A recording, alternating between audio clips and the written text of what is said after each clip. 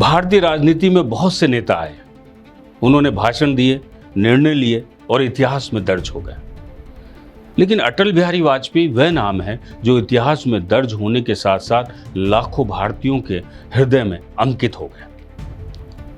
आज की राजनीति में जहां विचारधारा से अधिक वोट बैंक और तर्क से अधिक ट्रेंड हावी है, वहां अटल जी की याद इसलिए और भी ज्यादा आती है क्योंकि वह राजनीति को व्यवस्था नहीं सेवा मानते थे।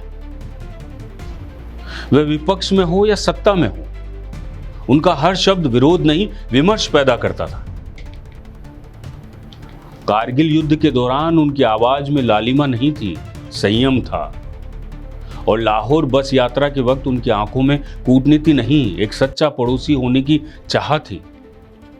आज की राजनीति में जहां ट्वीट और ट्रेंड से ही राष्ट्रभक्ति तय होती है, वहां अटल जी ने पोखरण परीक्षण करके दुनिया को बिना शोर किए बता दिया कि भारत केवल शांति चाहता है, कमजोर नहीं है। उनकी सबसे बड़ी विशेषता यह थी कि उन्होंने विचारों की असहमति को कभी बैर नहीं बनने दिया। कांग्रेस ने जब पोखरण के लिए उनकी आलोचना की तो उन्होंने संसदीय पटल पर यही कहा कि विरोध कीजिए, यह आपका अधिकार है, पर राष्ट्रीय स्वाभिमान को कमजोर मत होने दीजिए।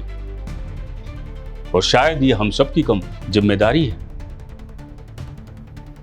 शायद आज के नेता भूल गए कि संसद बहस के लिए होती है और राष्ट्रभक्ति का मतलब तर्क को गाली से दबा देना नहीं होता साहब।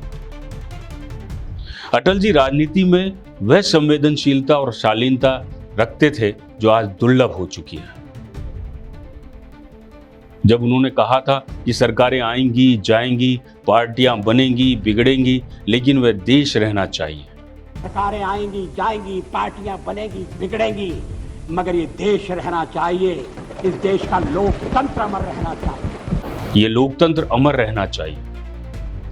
तो वह सिर्फ एक पंक्ति नहीं थी, वह भारतीय लोकतंत्र की आत्मा थी।